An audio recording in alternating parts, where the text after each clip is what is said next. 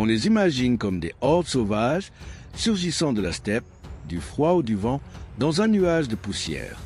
Leur histoire, souvent dépeinte comme sanguinaire, a fait frémir les gens. Mais derrière le tumulte des sabots et le cri des flèches, l'Empire mongol cachait une organisation d'une redoutable efficacité, sous la houlette d'un homme dont le nom allait devenir une légende universelle, Gengis Khan. Un homme souvent décrit comme un tyran impitoyable, mais qui a su nouer des alliances un peu partout, mettant sur pied une armée en vue de ses futures conquêtes. Nous allons voir comment ce fils de nomade a réussi à bâtir l'un des plus grands empires de tous les temps. Voici 5 faits que l'histoire n'a jamais oubliés. L'organisation redoutable de l'armée mongole. L'armée mongole n'était pas une masse désorganisée de cavaliers, une horde qui massacrait tout sur son passage. C'était une machine parfaitement huilée, divisée en unités décimales. 10 hommes formaient un arban, 100 Azuins, 1000 Amingans et 10 000 Intumans. Chaque soldat savait exactement qui commandait et qui le commandait. Dans l'armée mongole, les hauts gradés et les simples soldats étaient traités de la même manière, avec les mêmes mesures d'égalité. Un général ne se permettrait jamais de maltraiter un soldat, sous peine d'être sanctionné. Gengis Khan imposait une discipline de fer, mais récompensait aussi le mérite. Un simple berger pouvait devenir général s'il faisait ses preuves. Chaque soldat était à la fois cavalier, archer et éclaireur, capable de survivre dans des conditions extrêmes. Et pour transmettre les ordres sur des milliers de kilomètres à travers l'immense empire, les Mongols avaient recours au système du Yam.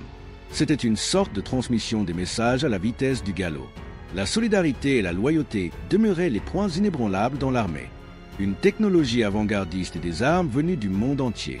Les Mongols copiaient les méthodes de leurs ennemis après les avoir conquis. Contrairement aux clichés, les Mongols n'étaient pas technologiquement arriérés. Ils ont su tirer profit des inventions de leurs ennemis. De la Chine, ils ont adopté la poudre noire pour fabriquer des bombes lancées par catapulte. Des artisans chinois et persans les aidaient à fabriquer et à perfectionner leurs armes. Lorsqu'ils attaquèrent l'Europe de l'Est, ils firent fondre les cloches des églises des villes chrétiennes pour forger leurs premiers canons. Et les feux d'artifice perses furent aussi utilisés comme armes psychologiques pendant les sièges. Gengis Khan n'inventait pas, il s'adaptait aux nouvelles découvertes au fur et à mesure que son armée avançait. Et cela suffisait à faire trembler les murailles des royaumes devant lui. Faire la guerre en hiver, l'arme du froid. L'un des grands atouts des Mongols est leur capacité à faire la guerre quand personne d'autre n'osait. En hiver, les rivières gelaient, rendant franchissables des obstacles habituellement infranchissables. Les Mongols, habitués aux températures extrêmes de la steppe, profitaient du gel pour surprendre leurs ennemis. L'été était réservé au pâturage, à la naissance des poulains et aux travaux champêtres. En 1241, les Mongols, dans leur conquête vers l'Europe, ont franchi la principale chaîne de montagnes de l'Europe centrale appelée les Carpates, traversé le fleuve Vistule gelé et envahi la Hongrie pendant un hiver glacial, contournant ainsi les défenses naturelles. Les chevaux mongols, robustes et résistants, entraînés à survivre à moins 40 degrés Celsius, les rendent pratiquement inarrêtables alors que les Européens grelottent dans leurs armures lourdes. Un pouvoir mobile, un empire sans capitale fixe. Le cœur du pouvoir mongol n'était pas un trône dans une capitale, mais une tente de feutre blanche, la gère, transportée à dos de yak. À la différence des royaumes sédentaires, l'empire mongol était nomade, même au sommet. Le centre du pouvoir, appelé Ordo, suivait Gengis Khan dans ses déplacements. Pas de palais fixe, mais des yurts royales, des conseils de guerre dans les steppes et des décisions prises au cœur du mouvement. Les curultés, grandes assemblées tribales, réunissaient les chefs militaires et les nobles pour désigner un nouveau camp. Une sorte de démocratie aristocratique sur cheval.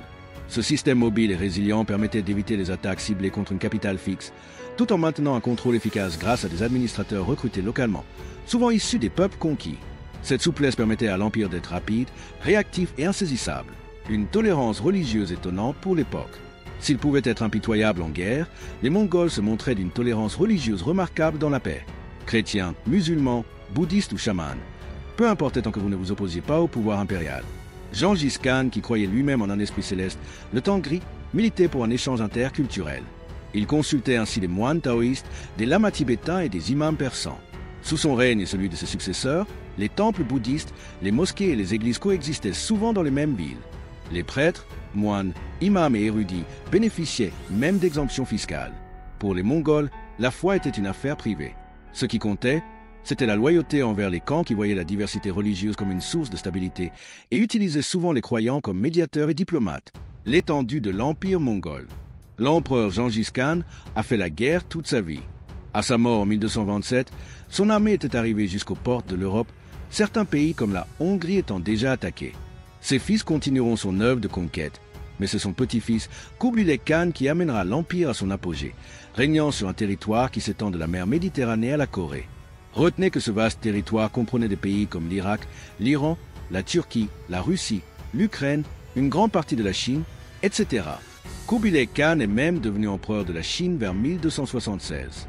Ce que nous pouvons retenir, c'est que derrière le mythe de la brutalité mongole se cache une réalité bien plus complexe, une armée disciplinée, des armes venues des 4 coins du monde, une stratégie glaciale, un pouvoir nomade insaisissable et une étonnante tolérance religieuse.